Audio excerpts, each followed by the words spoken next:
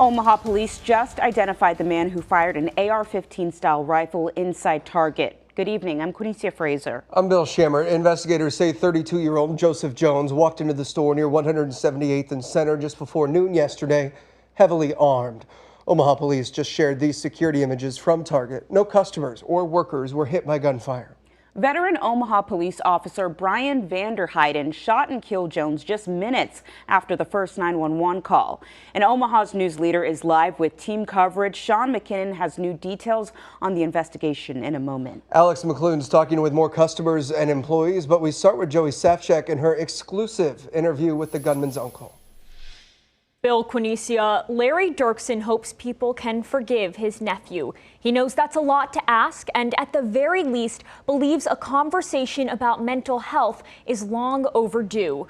Dirksen says his nephew, 32-year-old Joseph Jones, had a long history of mental illness, but he did not receive the treatment that could have prevented the trauma at Target.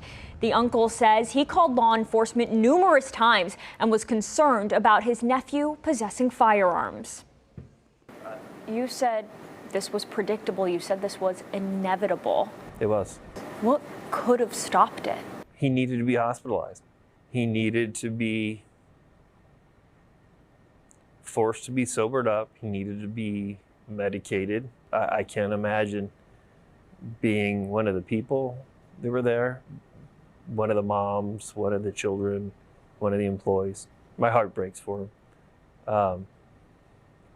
I hope that people, instead of focusing their anger at Joey, who what he did was wrong, what the officer did was right, but I want people to be mad about the problem and work on the solution. Dirksen says his nephew had talked about taking his own life before. He feels the officer who fatally shot Jones was completely justified, but believes this could have been prevented altogether. Joey, I know the uncle mentioned repeated contact with law enforcement. What have you learned in that aspect? That's right, Bill. He contacted the Sarpy County Sheriff in one call saying he feared Joseph should not have a gun.